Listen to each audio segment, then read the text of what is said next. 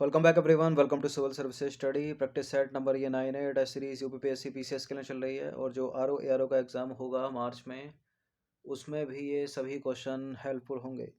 तो प्रैक्टिस करते रहिएगा हर दिन। मॉर्निंग में भी 15 इंपॉर्टेंट प्रैक्टिस हमने की थी, 15 इंपॉर्टेंट प्रश्नों की, और इसमें जो है 20 प्रश्न है। ठीक है, मॉर्निंग में जो टेस्ट था उसमें 4 से 5 प्रश्न साइंस के थे, इसमें 20 के 20 प्रश्न साइंस के हैं, इंपॉर्टेंट है। इस बार जो यूपी पीसीएस की प्रारंभिक परीक्षा हुई थी 24 वाली, उसमें साइंस के प्रश्न आए थे और मेनली साइंस के प्रश्नों में क्या था कि स्टेटमेंट नहीं थे, अधिकतर ABCD वाले ही थे। एक आधा प्रश्न होगा जो स्टेटमेंट वाला होगा, बाकी हिस्ट्री में, ज्योग्राफी में, उनमें ज़्यादा स्टेटमेंट वाले प्रश्न, कथन कारण वाले थे। चलिए स्टार्ट करते हैं फिर।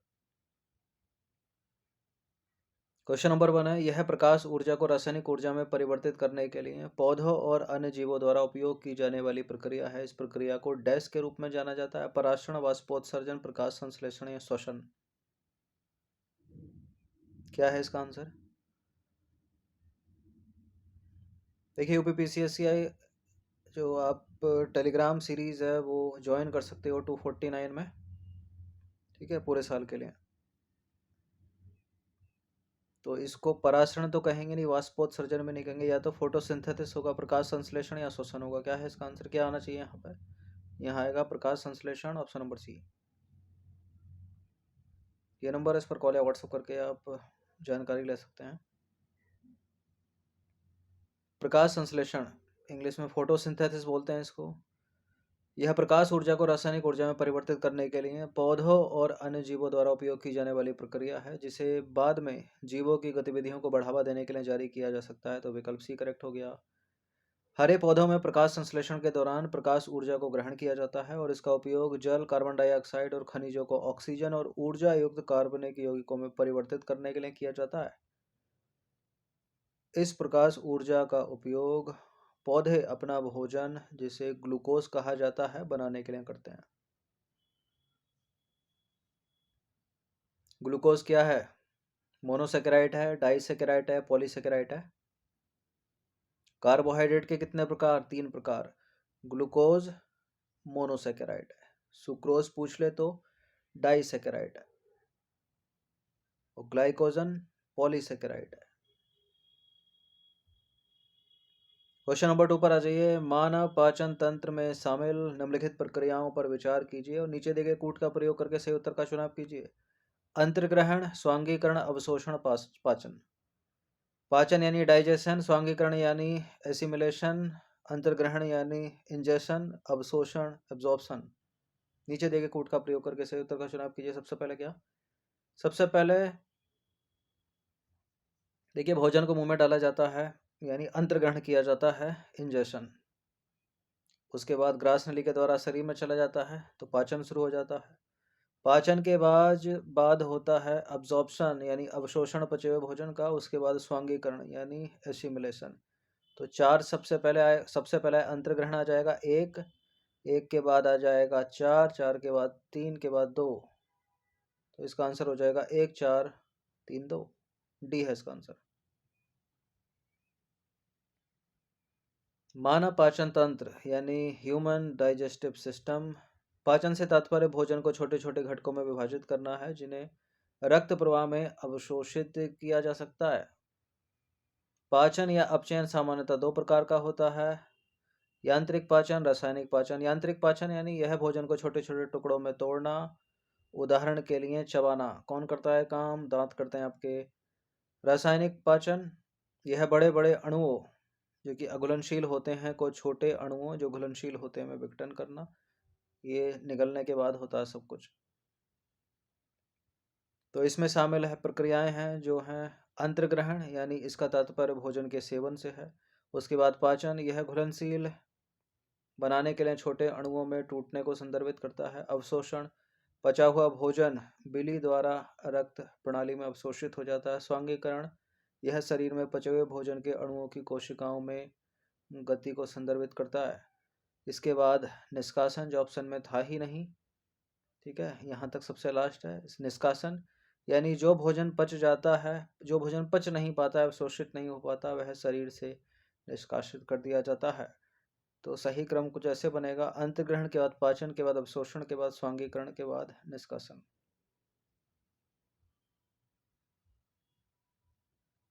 निम्नलिखित में से कौन हृदय से रक्त को मानव शरीर के विभिन्न भागों तक ले जाता है? ये इंपॉर्टेंट प्रश्न है, दो तरह से पूछा जाता है। ठीक है, रक्त को हृदय से शरीर के विभिन्न अंगों तक कौन ले जाता है, और विभिन्न अंगों से हृदय तक रक्त को कौन ले जाता है? तो हृदय से ब्लड को शरीर के विभिन्न अंगों तक ले जाती हैं धमनियां यानी आर्टरीज, और उल्टा कर दें, शरीर के विभिन्न अंगों से रक्त को हृदय तक पहुंचाता है, उसका उत्तर हो जाएगा शिराएं या वेन। इसको याद रखिएगा।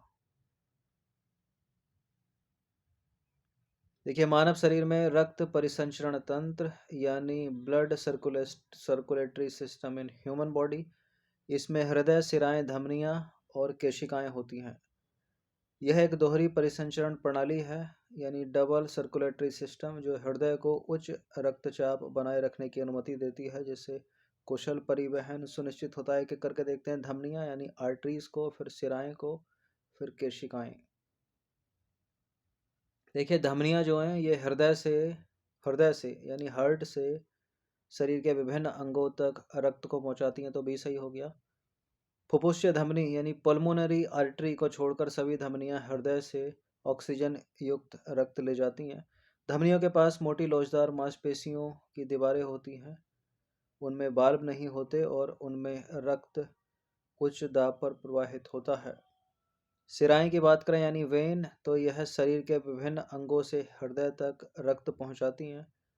फुफ्फुसीय शिरा यानी पल्मोनरी वेन को छोड़कर सभी शिराएं शरीर के विभिन्न भागों से ऑक्सीजन रहित रक्त ले जाती हैं। उनमें पतली गैर लोचदार भित्तियां होती हैं और उनमें रक्त के विपरीत प्रवाह को रोकने के लिए बाल्ब होते हैं। शिराओं में रक्त कम दाब पर प्रवाहित होता है। तीसरा ऑप्शन था केशिकाएं यानी कैपिलरी। ये महीन शाखाओं वाली रक्तवाहिकाएं हैं जो धमनी और शिराओं के बीच एक नेटवर्क बनाती हैं। ये रक्त और ऊतक के बीच पानी, ऑक्सीजन, कार्बन डाइऑक्साइड और कई अन्य पोषक तत्वों तथा अवशिष्ट पदार्थों के आदान प्रदान को सक्षम करने में मदद करती हैं केशिकाएं, कैपिलरीज। क्वेश्चन नंबर 4 है, मानव शरीर में छोटी आंत यानी स्मॉल इंटेस्टाइन के बारे में निम्नलिखित में से कौन सा कथन सही नहीं है? छोटी आंत यकृत और अग्नाशय से स्राव प्राप्त करता है। ठीक है, करती हैं ज़्यादा सही होगा। यहीं पर पोषक तत्वों को पचाने की अधिकांश प्रक्रिया होती है। यहीं पर, कहाँ पर? छोटी आंत में। यह अत्यधिक कुंडलित है और लगभग 7.5 मीटर लंबी है। छोटी आंत यह पित्त रस स्रावित करती है जो पित्ताशय नामक थैली में जमा होता है। देखिए, स्मॉल इंटेस्टाइन बिल्कुल यकृत और अग्नाशय से स्राव प्राप्त करती हैं। पहला वाला सही है। यकृत को बोलेंगे लीवर, अग्नाशय को बोलेंगे पेनक्रियाज, छोटी आंत हो गई स्मॉल इंटेस्टाइन। यहीं पर पोषक तत्वों को पचाने की अधिकांश प्रक्रिया होती है। ठीक है, पचे हुए भोजन का अवशोषण छोटी आंत में ही होता है। बड़ा ही इंपॉर्टेंट लाइन है, स्कूल से आप सुनते आ रहे होंगे। पहला भी सही हो गया, दूसरा भी सही हो गया। अत्यधिक कुंडलित है छोटी आंत, लगभग 7.5 मीटर लंबी है, ये भी ठीक है। पित्त रस को स्रावित नहीं करती। पित्त रस स्रावित होता है लिवर से। ठीक है, लिवर में पित्ताशय से।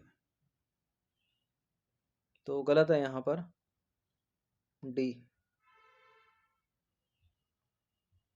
तो मानव शरीर में सबसे पहले छोटी आंत को देख लेते हैं यानी स्मॉल इंटेस्टाइन को।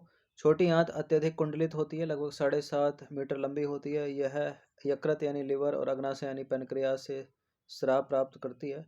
इसके अलावा इसकी भित्ति से रस भी स्रावित होता है। यहीं पर अधिकांश पोषक तत्वों के पाचन की क्रिया संपन्न होती है। छोटी आंत के निचले हिस्से में आंतों का रस भोजन के सभी घटकों का पाचन संपन्न करता है। कार्बोहाइड्रेट सरल शर्करा जैसे ग्लूकोज में, वसा, वसा अम्लों और ग्लिसरॉल में, तथा प्रोटीन अमीनो अम्ल में विघटित हो जाते हैं।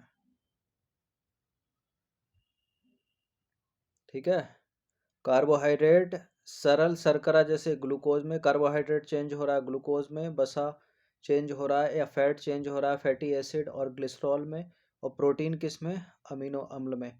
अब आ जाओ यकृत पर यानी लिवर। लिवर जो है एक लाल भूरे रंग की ग्रंथि है, ग्रंथि यानी ग्लैंड इंग्लिश में, जो आमाशय यानी स्टोमक के ऊपरी भाग में दाहिनी ओर स्थित होती है। यह शरीर की सबसे बड़ी ग्लैंड है। यह पित्त रस यानी बाइल जूस स्रावित करता है, जो पित्ताशय यानी गाल ब्लैडर नामक थैली में जमा होता है। वसा के पाचन में पित्त महत्वपूर्ण भूमिका निभाता है। पित्त यानी बाइल। तो बाइल जूस कहाँ से स्रावित हो रहा है? पित्तरस यकृत से, ना कि छोटी आंत से।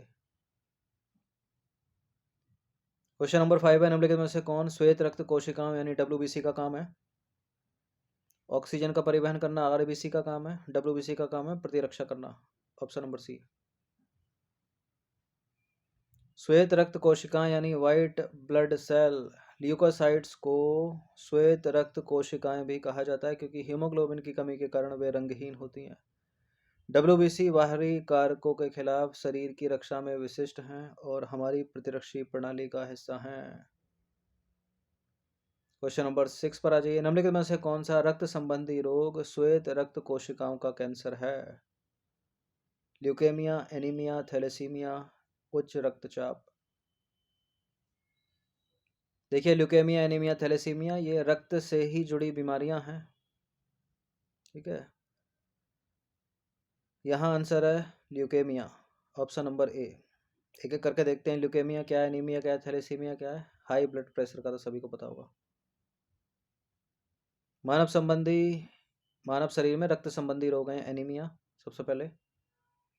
एनीमिया एक ऐसी स्थिति है जिसमें रक्त में पर्याप्त स्वस्थ लाल रक्त कोशिकाएं नहीं होती। यह रक्त की कम ऑक्सीजन परिवहन क्षमता की विशेषता है। थैलेसीमिया की बात करें तो एक रक्त संबंधी विकार है, यह भी, जो परिवारों यानी अनुवांशिक होता है, जिससे शरीर में असामान्य रूप से हीमोग्लोबिन बनता है। हीमोग्लोबिन की बात करें तो लाल रक्त कोशिकाओं में मौजूद प्रोटीन है जो ऑक्सीजन का परिवहन करते हैं। तो हीमोग्लोबिन का एक इंपॉर्टेंट काम क्या है? ऑक्सीजन का परिवहन करना। इस प्रकार के परिणाम स्वरूप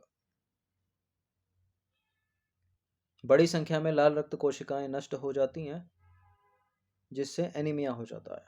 ठीक है, ल्यूकेमिया की बात करें तो यह श्वेत रक्त कोशिकाओं यानी वाइट ब्लड सेल का कैंसर है। तो ए करेक्ट हो गया। यह आमतौर पर अस्थि मज्जा यानी बोन मैरो में विकसित होते हैं और इसके परिणाम स्वरूप बड़ी संख्या में असामान्य श्वेत रक्त कोशिकाएं बनती हैं, जिनकी आवश्यकता है ही नहीं। 7वां प्रश्न है, मानव मस्तिष्क का निम्नलिखित में से कौन सा भाग शरीर के तापमान और खाने पीने की इच्छा को नियंत्रित करता है? इंपॉर्टेंट प्रश्न है और इसका उत्तर है हाइपोथैलेमस, ऑप्शन नंबर सी।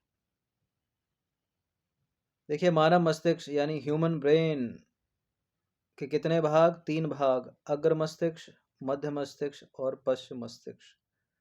अग्र मस्तिष्क यानी फोर ब्रेन, यह मस्तिष्क का सबसे बड़ा भाग और सबसे जटिल भाग है।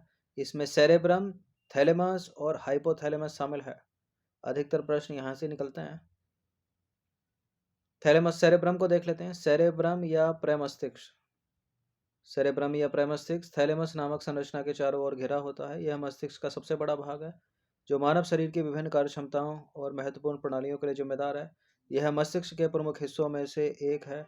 यह 2 भागों में बटा होता है, दाहिना गोलार्ध और बायां गोलार्ध। हाइपोथैलेमस पर आ जाइए।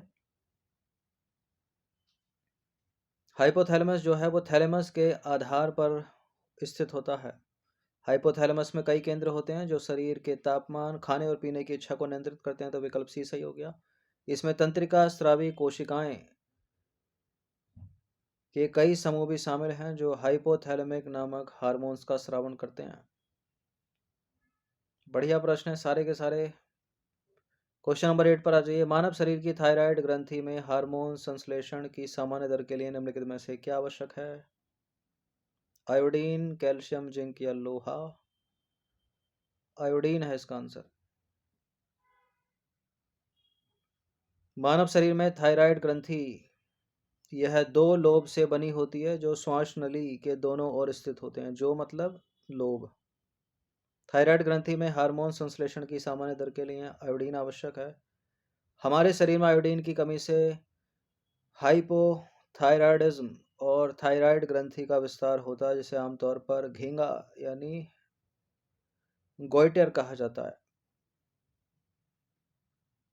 गर्भावस्था के दौरान हाइपोथायरायडिज्म के कारण बच्चे के विकास और परिपक्वता में अवरोध उत्पन्न होता है, जिससे बच्चे में मानसिक मंदता, कम बुद्धि, असामान्य त्वचा आदि की समस्या हो सकती है। वयस्क महिलाओं में हाइपोथायरायडिज्म के कारण मेंस्ट्रुएशन साइकिल जो है वो अनियमित हो जाते हैं। क्वेश्चन नंबर 9 पर आ जाइए।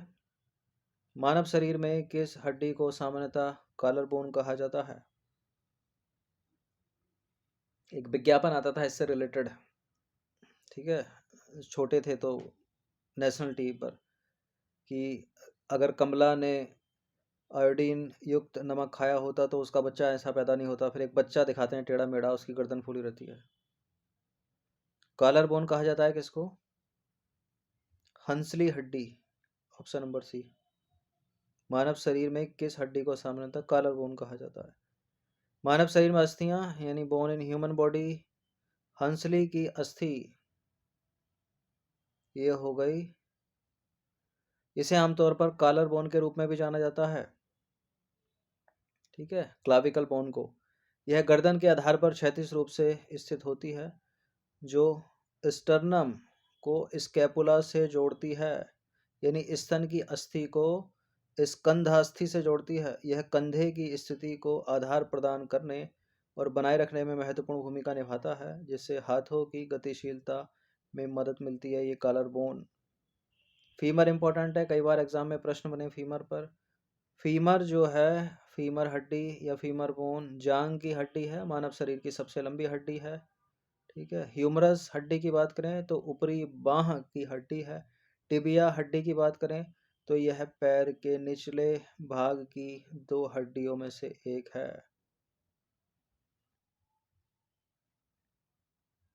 क्वेश्चन नंबर 10, मानव शरीर में रक्त शर्करा के स्तर को नियंत्रित करने के लिए कौन सा हार्मोन जिम्मेदार है? सभी को पता होगा इसका answer. Insulin, thyroxine, cortisol, estrogen पर भी चर्चा करेंगे। इंसुलिन है इसका आंसर। मानव शरीर में हार्मोन्स, इंसुलिन यह मानव शरीर के भीतर रक्त शर्करा के स्तर को विनियमित करने में महत्वपूर्ण भूमिका निभाता है। इसका निर्माण होता है पेनक्रियाज की बीटा कोशिकाओं द्वारा, ठीक है। यहाँ इंपॉर्टेंट है, पेनक्रियाज में जो बीटा कोशिकाएं हैं उससे सिक्रीशन होता है इंसुलिन का। यह कोशिकाओं द्वारा ग्लूकोज को ग्रहण करने की सुविधा प्रदान करता है, जिससे उन्हें इसे ऊर्जा के लिए उपयोग करने या भविष्य में उपयोग के लिए संग्रहित करने की अनुमति मिलती है। जब रक्त शर्करा का स्तर बढ़ता है, जैसे कि भोजन के बाद, अग्नाशय कोशिकाओं को ग्लूकोज को अवशोषित करने में मदद के लिए इंसुलिन स्रावित होता है, जिससे हाइपरग्लाइसीमिया को रोका जा सकता है। थायरॉक्सिन पर आ जाइए। यह थायराइड ग्रंथि द्वारा स्रावित एक हार्मोन है और मुख्य रूप से चयापचय यानी इंग्लिश में बोलते हैं इसको मेटाबॉलिज्म, वृद्धि और विकास को विनियमित करने में मदद करता है। यह रक्त शर्करा के स्तर को सीधे प्रभावित नहीं करता। कार्टिसोल पर आ जाइए। कार्टिसोल का निर्माण जो होता है वो अधिवृक्क ग्रंथियों यानी एड्रिनल ग्लैंड द्वारा होता है, एड्रिनल ग्लैंड्स के द्वारा होता है। यह स्ट्रेस हार्मोन्स के रूप में जाना जाता है। यह प्रतिरक्षा, प्रतिक्रिया और चयापचय यानी मेटाबॉलिज्म सहित विभिन्न शारीरिक क्रियाओं में शामिल होता है। एस्ट्रोजन पर आ जाइए।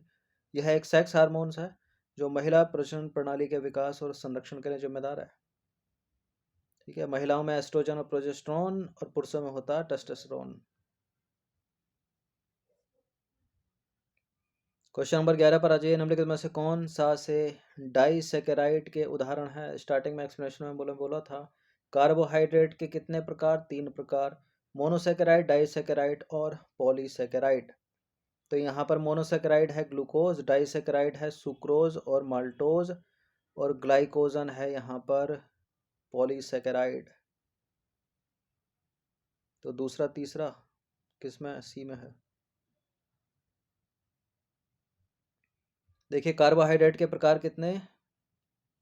3 प्रकार, मोनोसैकेराइड, डाइसैकेराइड, पॉलीसैकेराइड। मोनोसैकेराइड यह एक प्रकार का कार्बोहाइड्रेट है जो एक कीटोन इकाई से बना होता है। इसके कुछ उदाहरण ग्लूकोज, फ्रक्टोज, राइबोज, गैलेक्टोज।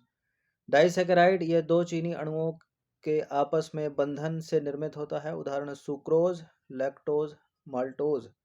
ठीक है, तो विकल्प सी सही हो गया। पॉलीसेकेराइड की बात करें तो पॉलीसेकेराइड ये 3 या अधिक चीनी अणुओं के साथ बंधन से निर्मित होता है। उदाहरण starch, cellulose, glycogen. Clear. Vitamin B 12 के संश्लेषण के लिए निम्नलिखित में से कौन सा खनिज आवश्यक है? कोबाल्ट। बढ़िया प्रश्न, कई बार एग्जाम में पूछा गया।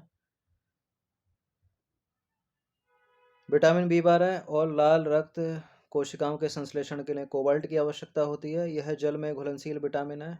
जल में घुलनशील कौन कौन से? बी और सी जल में घुलनशील है। और वसा में घुलनशील पूछ ले तो ए, डी, ई और के। अब बी की बात हो रही है तो बी के जितने भी हैं सारे, वो सारे के सारे जल में घुलनशील हो जाएंगे। B1, B2, B3, B5, B6, B7, B12। ठीक है। यह जल में घुलनशील विटामिन है जो कुछ खाद्य पदार्थों में प्राकृतिक रूप से मौजूद होता है। क्योंकि विटामिन बी 12 में खनिज कोबाल्ट होता है, विटामिन बी 12 युक्त यौगिकों को सामूहिक रूप से कोबालामिन कहा जाता है। इसका रासायनिक नाम भी है विटामिन बी 12 का कोबालामिन या साइनोकोबालामिन। विडाल परीक्षण के द्वारा पता किया जाता है किसका? आंत्र ज्वर का। Option number D. विडाल परीक्षण यह एक रक्त परीक्षण है जो शरीर में टाइफाइड या आंत्र ज्वर का पता लगाने में सहायक है। इस परीक्षण को पहली बार 1896 में 1896 में जॉर्जेस फर्निडेंड विडाल द्वारा आयोजित किया गया था, जिसके परिणाम स्वरूप उनके नाम पर इसका नाम रखा गया विडाल परीक्षण।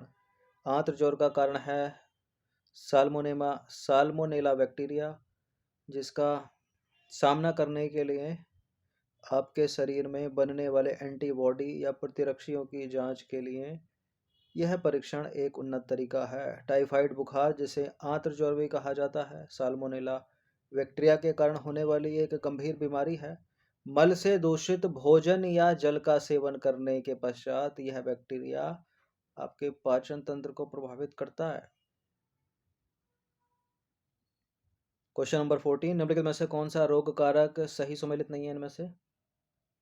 सिफिलिस के सामने लिखा है ट्रेपोनेमा पैलिडम जो कि बैक्टीरिया है। इन्फ्लुएंजा के सामने लिखा है ऑर्थोमैक्सोवायरस। चिकन पॉक्स के सामने लिखा है वेरियोला वायरस। एड्स के सामने लिखा है ह्यूमन इम्यूनो डिफिशियंसी वायरस। ये तो सभी को पता होगा, सही सुमेलित है। देखिए, चिकन पॉक्स और चेचक में थोड़ा द्वंद्व हो जाता है। जो चेचक है वो होता है वेरियोला वायरस के द्वारा, तो यहाँ ये गलत है। ए सही है, बी सही है, डी भी सही है, सी इसका आंसर हो जाएगा मिसमैच। तो यहाँ चिकन पॉक्स की जगह चेचक होता तो वेरियोला वायरस हो जाता। चिकन पॉक्स होता है वेरिसेला से। संचारी रोग फैलाने वाले जो सामान्य रोगजनक वो है बैक्टीरिया, वायरस, प्रोटोजोआ, वर्म्स हो गए, कवक हो गए, माइट्स आदि। रोग कारक एक बार देख लीजिए। ये सिफिलिस होता है ट्रेपोनेमा पेलिडम के द्वारा जो कि एक बैक्टीरिया है। इन्फ्लुएंजा होता है वायरस के द्वारा। ऑर्थोमैक्सो वायरस। चिकन पॉक्स होता है वेरिसेला वायरस से और चेचक होता है वेरियोला वायरस से। डिफरेंस कितना छोटा सा है। AIDS human immunodeficiency virus यानी HIV से। चेचक या स्मॉल पॉक्स, हिंदी में द्वंद्व फैला देते हैं, अंग्रेजी में ठीक है सब। बात स्फीति यानी एम्फीसेमा एक विकार है किसका? तंत्रिका तंत्र, श्वसन तंत्र, उत्सर्जन तंत्र, संचरण तंत्र। श्वसन तंत्र। बात स्फीति यानी एम्फीसेमा एक दीर्घकालिक विकार है जिसमें वायु कोशीय भित्तियां क्षतिग्रस्त हो जाती हैं, जिसके परिणाम स्वरूप श्वास नली की सतह छोटी हो जाती है, सिकुड़ने लगती है। इसका एक बड़ा कारण है सिगरेट का सेवन करना। मत करना कभी। क्वेश्चन नंबर 16 पर आ जाइए। मेलाटोनिन निम्नलिखित में से किस ग्रंथि द्वारा स्रावित हार्मोन है? पीयूष ग्रंथि, एड्रिनल ग्रंथि, अग्नाशय या पिनियल ग्रंथि?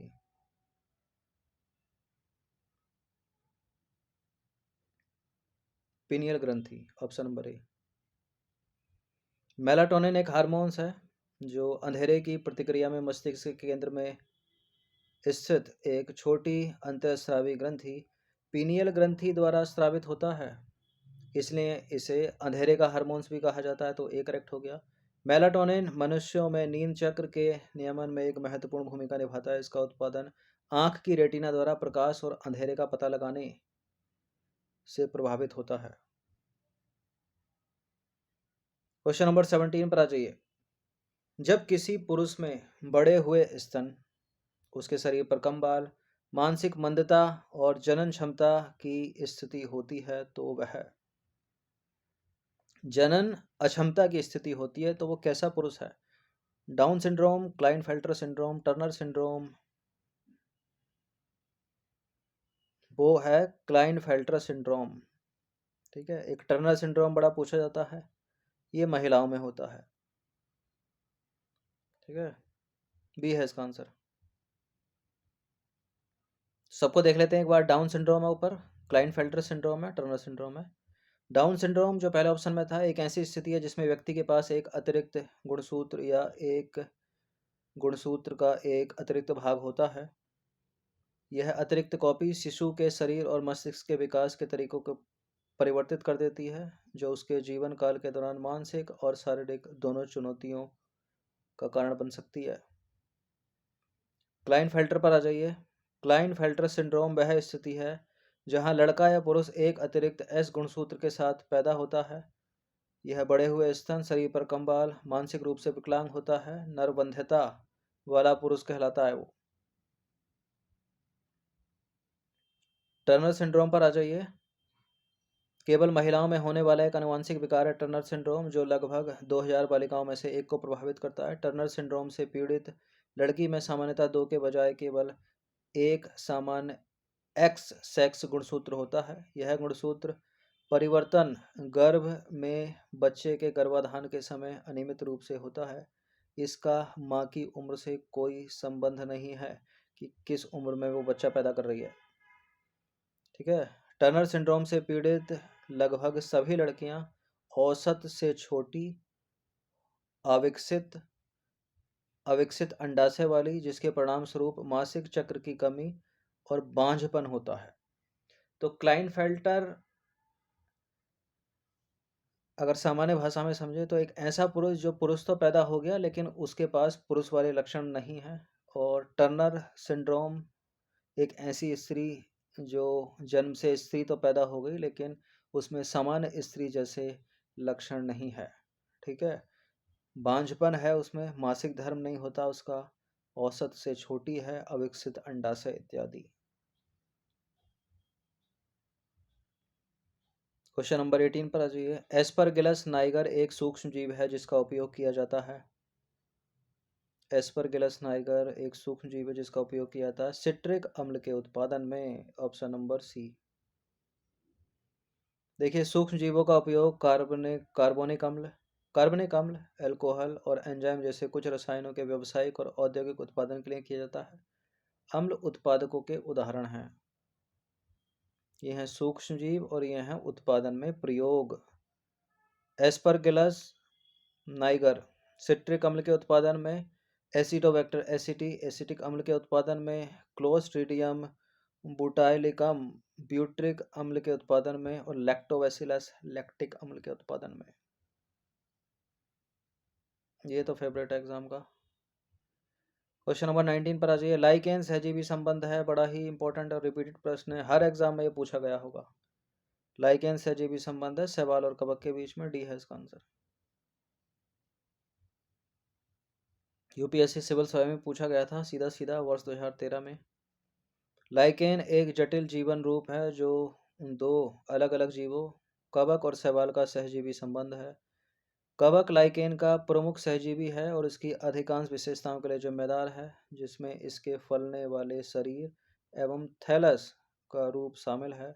शैवाल या तो हरा शैवाल या नीला हरा शैवाल हो सकता है, जिसे साइनोबैक्टीरिया के रूप में जाना जाता है, नीले हरे शैवाल को।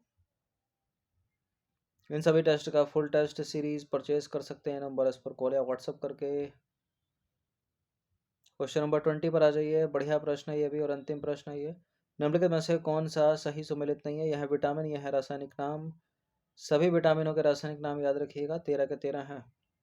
विटामिन बी3 के सामने नियासिन लिखा है, विटामिन बी6 के सामने pyridoxine, vitamin D tocopherol, vitamin के फ्लोक्विनोन।